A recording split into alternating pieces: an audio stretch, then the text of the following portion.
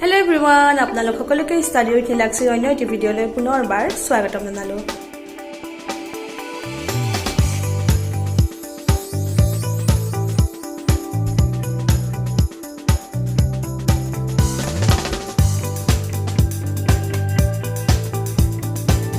Hello student, good evening.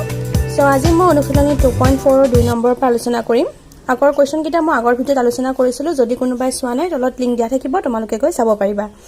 2 number কোৱেশ্চনটো চোৱা কি আছে, উৎপাদক উপপাদ্য ব্যৱহাৰ কৰি তলৰ প্ৰতিটো ক্ষেত্ৰতে gx px ৰ এটা উৎপাদক হয় নে নহয় পৰীক্ষা কৰা। অংকখিনি ঠিক প্ৰায় আগৰ দৰে, আগৰ নিচিনাকৈ আমি যেটো এতিয়া gx বুলি দি থোৱা আছে, আগৰ যেনিবা gx বুলি দি থোৱা নাছিলে, আগত ডাইৰেক্ট x + 1 বুলি দি দিছিলে, এবাৰ gx বুলি দি দিছে, কিন্তু নিয়মটো একেটাই। gx ৰ আমি 0 টো উলিয়াব লাগিব, তাৰ পৰা যেটো আমি x ৰ মান পাম, সেই x ৰ মানটো আমি px ত বহুৱাই যদি আমি ভাগশেটো 0 পাওঁ তেনেহলে উৎপাদক হয়, আৰু যদি 0 নাপাওঁ তেনেহলে উৎপাদক নহয়। তা কৰি চালে তোমালোকে বুজি পাবা। মই প্ৰথমটো কৰাই দিছো চোৱা। এতিয়া আমি 1 নম্বৰটো কৰিম চোৱা। 1 নম্বৰটো কি আছে চোৱা, px = 2x³ + x² - 2x - 1 আৰু gx টো আছে x + 1। আমি আগৰ অংককিটাত কৰি আহিছিলো উৎপাদক উপপাদ্য মতে, আমি আগৰ অংকবিলাকত কৰি আহিছিলো এনেকৈ। এতিয়া আমি কি কৰিছিলো, x + 1 = 0, তাৰ পৰা আমি x ৰ মানটো উলিয়াইছিলো। এই অংকটো ঠিক একেটাই, ইয়াতো আমাক x + 1 দি থৈছে, আৰু ইয়াত যেনিবা আমাক কি দি দিছে, gx বুলি দি দিছে। আগৰ অংকত gx বুলি দিয়া নাছিলে, এবাৰ আমাক gx বুলি দি দিছে। px ৰ মানটো দি থোৱা আছে এইটো 2x³ + x² - 2x - 1, আৰু gx ৰ মান এইটো দি থোৱা আছে। এতিয়া আমি প্ৰথম gx ৰ 0 উলিয়াম, শূন্যটো উলিয়াম। gx ৰ আমি কি উলিয়াম, 0 উলিয়াম। gx ৰ মান কিমান দি থোৱা আছিল আমাক, x + 1, so x + 1 = 0, x = কি হৈ যাব, +1 টো এফালে গুচি গলে হ'ব -1। আমি কিমান পালো, x ৰ মানটো -1 পালো। এতিয়া এই -1 টো আমি px ত বহুৱাই দিম। so p x ৰ মান আমি পালো -1, so x ৰ জায়গাত হ'ব -1 = 2x³ তাৰমানে 2 - 1³ প্লাস x² মানে হ'ব -1² -2 * -1 -1। এটো আমি এটা সমাধান কৰিম। 2 পূৰণ -1 ৰ ওপৰত কিউব আছে। মই আগৰ অনুশীলন বুজাই দিছিলো যে যেতিয়া মাইনাছৰ ওপৰত যুগ্ম সংখ্যা থাকে, যুগ্ম সংখ্যা থাকিলে প্লাস হৈ যায়, আৰু মাইনাছৰ ওপৰত যদি অযুগ্ম সংখ্যা থাকে তেতিয়া কি হৈ যায়, মাইনাছটো মাইনাসে হৈ থাকে। এতিয়া যেহেতু মাইনাছৰ ওপৰত অযুগ্ম সংখ্যা আছে, 3 আছে, 3 টো অযুগ্ম সংখ্যা, গতিকে আমি কি পাম, মাইনাছটো মাইনাসে হৈ থাকিব, কাৰণ মাইনাছ 3টা পূৰণ কৰিলে আমি মাইনাসে পাম। আৰু 1 ক কিউব কৰিলে 1 এ হ'ব, এটা আমি ব্ৰেকেটত ৰাখিম, প্লাস মাইনাছক স্কয়াৰ কৰিলে প্লাস হৈ যাব, কাৰণ মাইনাছৰ ওপৰত যুগ্ম সংখ্যা থাকিলে কি হৈ যায়, প্লাস হয়। আৰু এনেও তোমালোকে কৰি চাব পাৰা, মাইনাছক যদি আমি দুবাৰ পূৰণ কৰো, মাইনাছে মাইনাছে কি হৈ যাব, প্লাস হ'ব। 1 ক স্কয়াৰ কৰিলে 1, মাইনাছে মাইনাছে প্লাস 2 * 2 -1, প্লাসে মাইনাছে মাইনাস 2 * 2 +1 +2 -1। ইয়াতে চোৱা -2 + 2 দুইটা কেনসেল গৈ আছে, +1 -1 দুইটা কেনসেল গৈ আছে, সো আমি ইকুয়াল টু কি পাই গলো, 0। আৰু যেহেতুকে আমি 0 পালো, আমি আগৰ অনুশীলন কৰি আহিছিলো যে যেতিয়া আমাক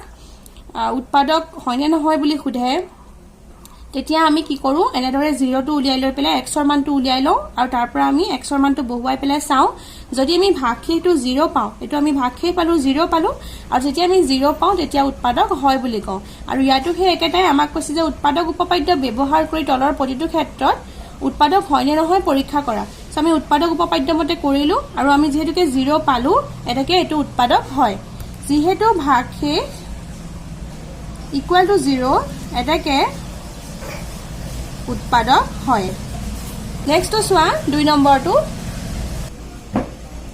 একেদৰে তোমালোকে 2 নম্বৰটো চোৱা। 2 নম্বৰটো আছে px =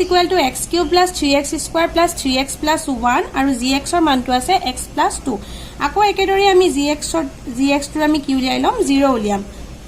gx ৰ আমাক মান কিমান দি থোৱা আছিল, x + 2, x + 2 = 0, সো আমি x ৰ মান কিমান পাম, +2 টো এফালে গুচি গলে হ'ব -2, আমি x ৰ মান কিমান পালো, -2। এতিয়া আমি -2 টো এই px টোত বহুৱাই দিম। সো therefore p x ৰ জায়গাত হ'ব -2 = x³ মানে হ'ব -2³ প্লাস 3 * x² মানে হ'ব -2² প্লাস 3 * x ৰ জায়গাত হ'ব -2 প্লাস 1, মাইনাছৰ ওপৰত কিউব আছে, সো মাইনাছটো মাইনাসে হৈ থাকিব, 2 কিউব কৰিলে 2 * 2 = 4, 4 * 2 = 8 প্লাস 3 এতিয়া চোৱা মাইনাছৰ ওপৰত স্কুৱেৰ আছে গতিকে এইটো কি হৈ যাব প্লাছ হ'ব কাৰণ মাইনাছে মাইনাছে প্লাছ আৰু 2 ওপৰত স্কুৱেৰ থাকিলে কি হ'ব 4 যেহেতুকে ব্ৰেকেট হৈ আছে এইটো পূৰণ হৈ আছে গতিকে মই মাজত কি দিছো এইটো পূৰণ চিহ্ন দিব পাৰা বা তোমালোকে এনেকৈ ডট দি থব পাৰা প্লাছে মাইনাছে মাইনাছ 3 দুগুণে 6 যোগ 1 মাইনাছ 8 প্লাছ 3 4 গুণ 12 12 মাইনাছ 6 প্লাছ 1 এতিয়া চোৱা আমি প্ৰথমে সলভ কৰিম মাইনাছৰ সংখ্যাকেইটা একলগ কৰিম আৰু প্লাছৰ সংখ্যাকেইটা একলগ কৰিম মাইনাছ 8 মাইনাছ 6 প্লাছ 12 প্লাছ 1 মাইনাছে মাইনাছে প্লাছ আৰু ডাঙৰ সংখ্যাটোৰ আগত যেনেকৈ মাইনাছ চিন আছে সো মাইনাছ হ'ব আৰু দুটা যোগ কৰিব লাগিব 8 6 হ'ব 14 যোগ 12 1 13 এই যে মই মাইনাছে মাইনাছে প্লাছ বুলি ক'লো এটো এনেদৰে চোৱা এটো মাইনাছ 8 মাইনাছ 6 ইয়াৰ পৰা আমি কি কমন আনিব পাৰো মাইনাছ এটা কমন লৈ আহিব পাৰো কাৰণ যেহেতুকে দুইটাতে মাইনাছ হৈ আছে সো মাইনাছটো কমন লৈ আহিলে ইয়াত কি হৈ যাব ইয়াৰ আগত প্লাছ হৈ যাব আৰু ইয়াৰ আগতো প্লাছ হৈ যাব তেতিয়া কি হ'ব 8 6 14 বুজি পালানে সো আমি কিমান পালো মাইনাছ 14 এতিয়া চোৱা ডাঙৰ সংখ্যাটোৰ আগত কি চিন আছে মাইনাছ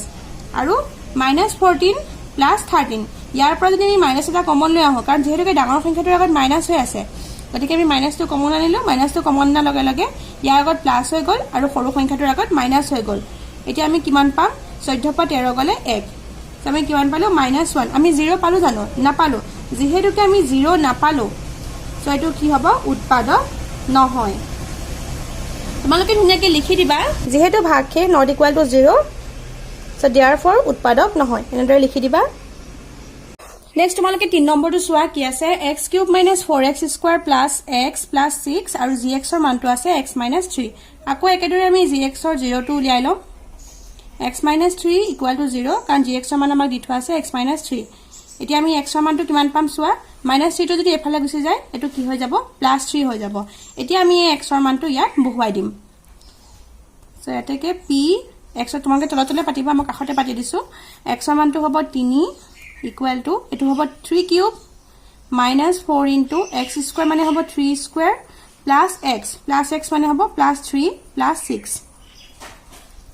একেবাৰে সহজ যত খালি x যত x বুলি আছে তত আমি x সমানটো বহুৱাই দিছো 3 3 গুণ 9 9 3 গুণ 27 minus 4 into 3 স্কয়াৰ কৰিলে কিমান হ'ব 9 যোগ 3 যোগ 6 27 বিয়োগ 4 9 গুণ কিমান হ'ব 37 37 যোগ 3 যোগ 6 এতিয়া যোগৰ সংখ্যাকেইটা একলগ কৰিম আৰু বিয়োগটো এক্সট্ৰাকে থম সো 27 যোগ 3 যোগ 6 এটো এফালে থাকিব -36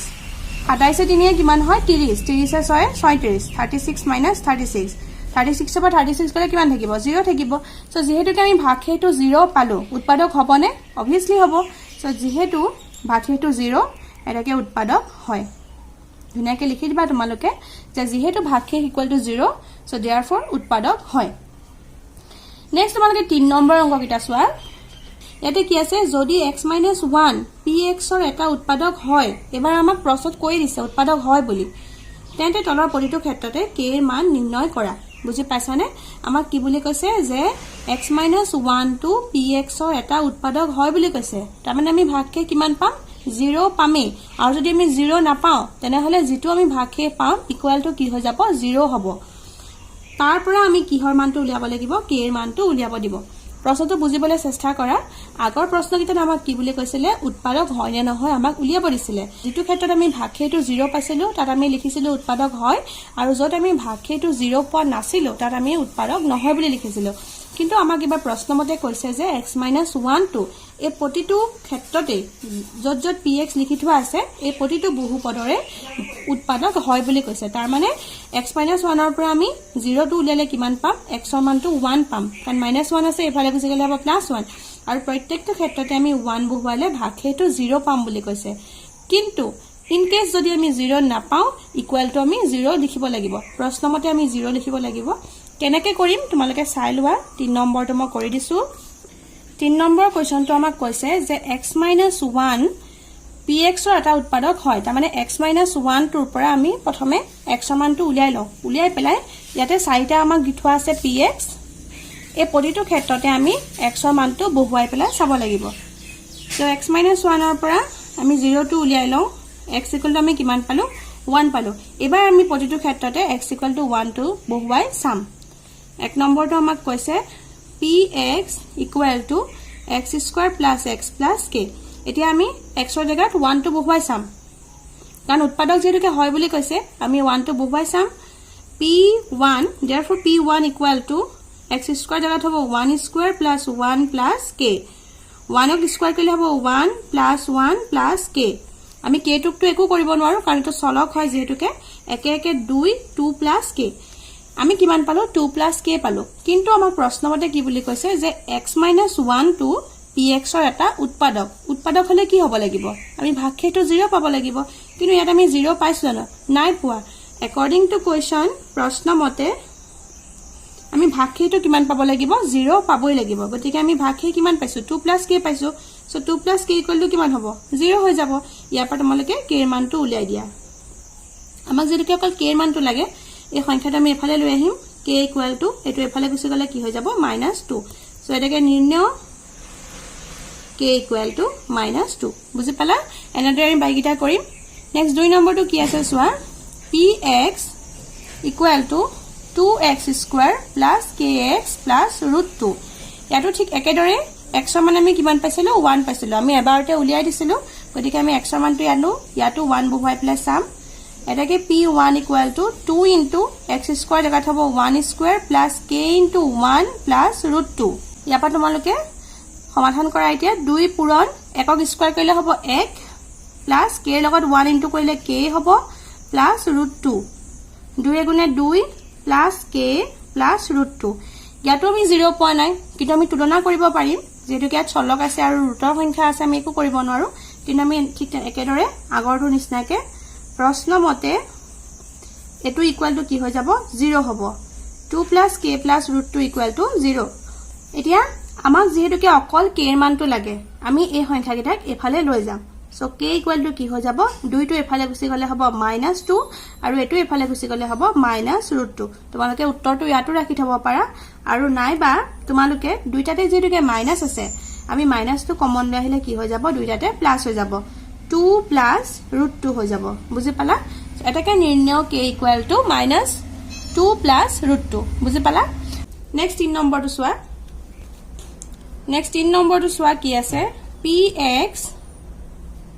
equal to kx square minus √2x plus 1 ইয়াটো হে একেদৰে p আমি x ৰ জাগাত কি বহুৱাম 1 বহুৱাম p1 equal to k into x square মানে 1 square minus √2 into 1 plus 1 1 ক স্কয়াৰ কৰিলে 1 এ হ'ব আৰু k ৰ লগত 1 into কৰিলে k হ'ব minus √2 লগত 1 into কৰিলে √2 এ হ'ব plus 1 আমি এটো পালো প্ৰশ্নমতে ভাগশে ইকুৱেল টু 0 হ'ব সো এটো কি হ'ব k - √2 + 1 ইকুৱেল টু 0 ইয়াৰ পৰা আমি k ৰ মানটো পাম এটো এফালে গুছি গলে প্লাস √2 হ'ব আৰু এটো এফালে গুছি গলে হ'ব -1 এটো এই আনসাৰটো এটাকে নিৰ্ণয় k ইকুৱেল টু √2 - 1 4 নম্বৰটো চোৱা px equal to kx square - 3x + k ইয়াটো হে একেদৰে আমি p1 টো উলিয়াই লম k x স্কয়াৰ মানে 1 স্কয়াৰ -3 into 1 plus k 1 ক স্কয়াৰ কৰিলে 1 1 ৰ লগত k পূৰণ কৰিলে হ'ব k -3 * 3 plus k ইয়াতে চোৱা দুইটা k আছে হয়নে গতিকে আমি দুইটা যোগ কৰিব পাৰিম ইয়াৰ আগতো 1 এটা আছে ইয়াৰ আগতো 1 এটা আছে গতিকে কি হৈ যাব 2k - 3 আকৌ আমি আগৰ দৰে প্ৰশ্নমতে ভাগশেটো কি পাম 0 পাম সো 2k - 3 = 0 ইয়াৰ পৰা তোমালোকে k ৰ মানটো উলিয়াই দিব পাৰিবা k ৰ মানটো এফালে ৰাখি পেলাই আমি -3 টো এফালে লৈ গৈছো -3 টো এফালে গলে হ'ব +3 আৰু আমাক যেটোকে অকল k ৰ মানটো লাগে সো অকল k টো ৰাখি দুইটো ইয়াত পূৰণ হৈ আছে এফালে গুছি গলে কি হৈ যাব হৰণ সো তলত 2 হ'ব ওপৰত হ'ব 3 সো নিৰ্ণয় k ইকুৱেল টু আমি কিমান পালো 3/2 সো আশা কৰো তোমালোকে বুজি পাইছা আজিৰ ভিডিওটো মই ইয়াতে সামৰিছো পুনৰ আহিম ইয়াৰ পিছৰ অংকখিনি লৈ পেলাই ভিডিওটো শেষলৈকে চোৱাৰ বাবে বহুত বহুত ধন্যবাদ ভিডিওটোৰ পৰা যদি উপকৃত হ'ম বুলি ভাবে তেনেহলে please like comment share and subscribe কৰিব আৰু কাষত থকা বেল আইকনটো দবাই দিব যাতে মই দিয়া ভিডিওৰ নটিফিকেশন আপোনালোকে সকলোতকৈ সোনকালে পায় পিছত এটা নতুন ভিডিও লগ পোৱাৰ আশাৰে আজিলৈ ধন্যবাদ